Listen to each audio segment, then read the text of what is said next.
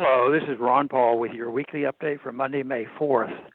Last week, the Federal Reserve announced it will keep interest rates at or near zero until the economy recovers from the government-imposed shutdown. Following this announcement, Federal Reserve Chairman Jerome Powell urged Congress and Trump administration to put aside any concerns about the deficit and spend whatever it takes to stimulate the economy and combat coronavirus. The Federal Reserve previously announced it would make unlimited purchases of Treasury securities, thus encouraging Congress and the President to increase spending and debt.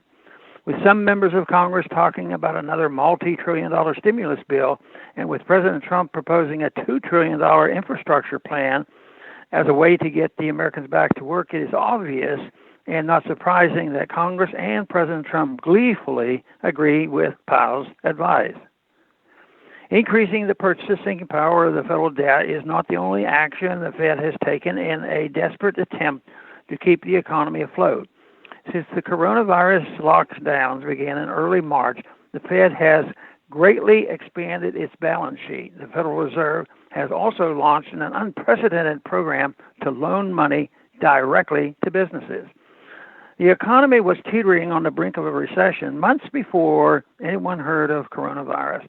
Last September, a panicked Fed began emergency infusions of cash into the repurchasing market, which is where banks make short-term loans to each other.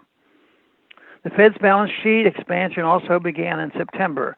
The Fed also was pushing interest rates down before the coronavirus panic, and it will likely keep rates at or even below zero long after the crisis related to the shutdown subsides.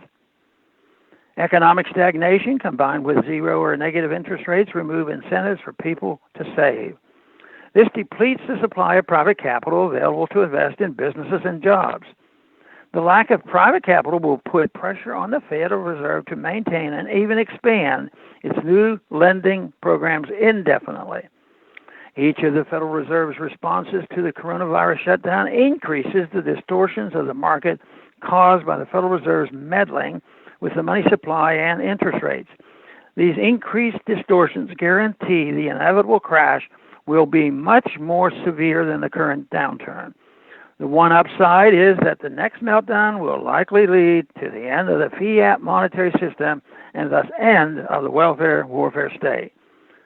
The only way to minimize the coming crisis is to begin immediately unwinding the current system. The first step is to end the lockdown and let businesses reopen and people go back to work. Congress must then begin challenging monetary policy by passing the Audit the Fed bill. Congress should also cut spending, starting with ending our hyper-interventionist foreign policy and bringing the troops home. Ending the welfare warfare state and the fiat monetary system may cause some short-term pain, but that pain will be dwarfed by the long-term gains in liberty, peace, and prosperity. Thanks for calling this update.